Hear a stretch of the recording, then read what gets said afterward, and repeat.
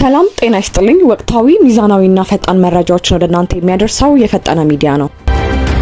ዛሬም እንደተለመደው በመካከለኛው ምስራቅ የተከሰቱ አዳዲስ ውጥረቶችንና በሀገር ውስጥ የሚዲያ ነጻነት ዙሪያ የተሰሙ አሳሳቢ ዜናዎችን ይዘን ቀርበናል። መካከለኛው ምስራቅ በአሳሳቢ መስቀለኛ መንገድ ላይ እስራኤል ለሊባኖስና ለሽምግልና ጥረት ለሚያደርጉ አካላት ያስተላለፈችው መልእክት ግልጽ ነው። ጊዜያችን እያለቀ ነው። በሚቀጥሉት 14 ቀናት ውስጥ በሰሜናዊ ድንበር ላይ ዘላቂ ሰላም የሚያመጣ ስምምነት ካልተደረሰ እስራኤል በሂዝቦላ ላይ የምታደርገውን ወታደራዊ እርምጃ በከፍተኛ ሁኔታ እንደምታጠናክር አስታውቃለች። የእስራኤል ፍላጎት የሂዝቦላ ታጣቂዎች ከእስራኤል ድንበር ርቀው ወደ ሊታኒ ወንዝ እንዲያፈገፍጉ እንዲሁም በጦርነቱ ምክንያት ተፈናቅለው የነበሩ በሺዎች የሚቆጠሩ ሰሜናዊ እስራኤላውያን በሰላም ወደ ቤታቸው እንዲመለሱ ዋስትናው ማግኘት፣ በተጨማሪም ዲፕሎማሲ ለወታደራዊ ዝግጅት መሸፈኛ እንዳይሆን እስራኤል የጊዜ ገደብ ማስቀመጥን መርጣለች።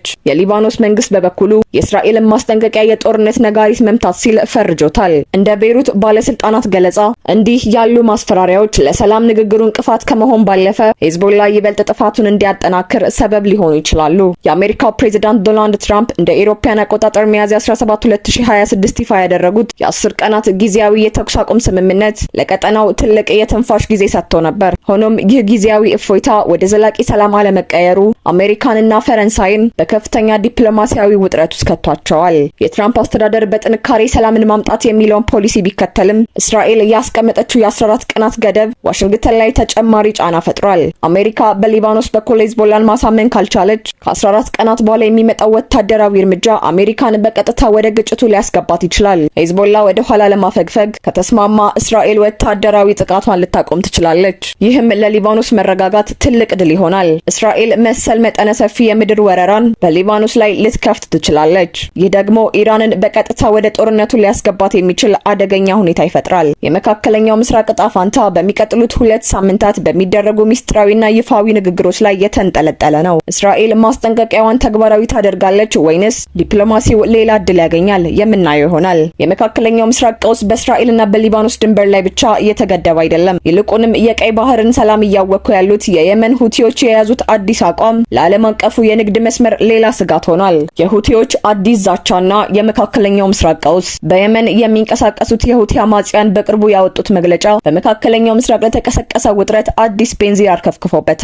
ቡድኑ ለኢራንና ለሊባኖስ ሂዝቦላ ያለውን የማይናወጥ ድጋፍ በይፋ ከማረጋገጡ ባለፈ በአሜሪካ ላይ ጠንከር ያለ ውንጀላ ሰንዝሯል። ይህ የሁቲዎች አቋም ለዓለም አቀፉ የንግድ መስመር ምን ትርጉም አለው? ዝርዝሩን እንደሚከተለው። ሁቲዎች በኦማን ባህረ ሰላጤ አሜሪካ በኢራን የንግድ መርከቦች ላይ የምትፈጽመውን ጣልቃ ገብነትና ጥቃት በጽኑ አውግዘዋል። አሜሪካ የምትወስደው እርምጃ ከዓለም አቀፍ ሕግ ያፈነገጠና የባህር ላይ ወንበዴነት ነው ሲሉ የከሰሱት ሁቲዎች ለዓለም አቀፍ የዋጋ ግሽበት ዋነኛዋ ተጠያቂ ዋሽንግተን ናት ብለዋል። ሁቲዎች አሜሪካን ቢከሱም እንደ አልጀዚራ ያሉ ዓለም አቀፍ መገናኛ ብዙሃን ግን ጉዳዩን ከሌላ አቅጣጫ ይመለከቱታል።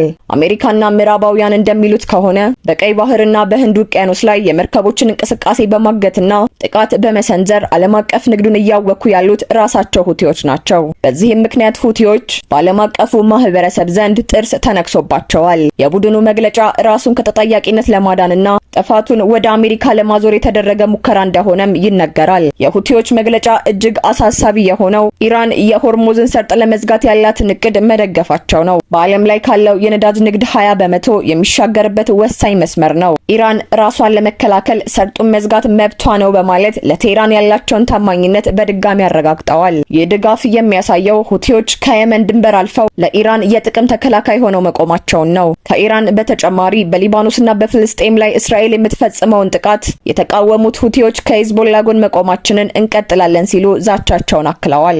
ይህ የሁቲዎች መግለጫ የመጣው እስራኤል በሊባኖስ ላይ የ2 ሳምንት የጊዜ ገደብ ባስቀመጠችበትና አሜሪካ በቀጠናው ወታደራዊ መገኘቷን ባጠናከረችበት ወቅት ነው። ሁቲዎች በዚህ ሰዓት ድምጻቸውን ማሰማታቸው ለምዕራባውያን በእስራኤል በኩል የሚመጣው ማንኛውም ጥቃት በቀይ ባህርና በሆርሙዝ ሰርጥ ላይ ያለውን የንግድ ፍሰት ዋጋ ያስከፍላል የሚል መልእክት ይሰጣል። የሁቲዎችና የአሜሪካ ፍጥጫ ከቃላት ጦርነት አልፎ ወደ ተግባራዊ የባህር ላይ ግጭት እያመራ ይመስላል። የዓለም የዓለም ኢኮኖሚ ገና ከኮቪድና ከዩክሬን ጦርነት ሳያገግም በመካከለኛው ምስራቅ የሚቀሰቀስ የባህር ላይ ጦርነት የኑሮ ውድነቱን ይበልጥ ሊያባብሰው ይችላል። ዓለም አቀፍ ተጽዕኖ ፈጣሪ ሀገራት ይህንን ውጥረት ለማርገብ ምን አይነት እርምጃ ይወስዱ ይሆን? የሁቲዎች ዛቻስ እስከምን ድረስ ይዘልቃል? አብረን የምናየው ይሆናል። ዓለም አቀፍ ውጥረቶች በዚህ መልኩ እያየሉ ባለበት ወቅት በአገር ውስጥ ደግሞ የጋዜጠኞች ደህንነትና የመገናኛ ብዙሃን ነጻነት ጥያቄ ምልክት ውስጥ ወድቋል። ለሁለት ሳምንታት የደረሰበት ሳይታወቅ የቆየው ጋዜጠኛ ሚሊዮን በየነ መፈታትን ተከትሎ የተነሱ አሳሳቢ መረጃዎች እንደሚከተለው። የጋዜጠኛ ሚሊዮን በየነ መሰወርና